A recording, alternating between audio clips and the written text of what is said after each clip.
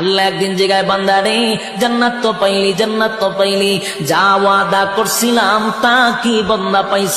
জান্নাতীরা বলেন মালিক দুনিয়ার জমিনে আপনি আমাদেরকে যেভাবে বলছিলেন কোরআনে পাইছি 3 ভাগের 1/3 ভাগ, জুরানে আপনি 2 ভাগের আলোচনা করছেন, জান্নাতে আমরা আয়েশা দেখি 97 গুণ আমাদেরকে বেশি দিছেন।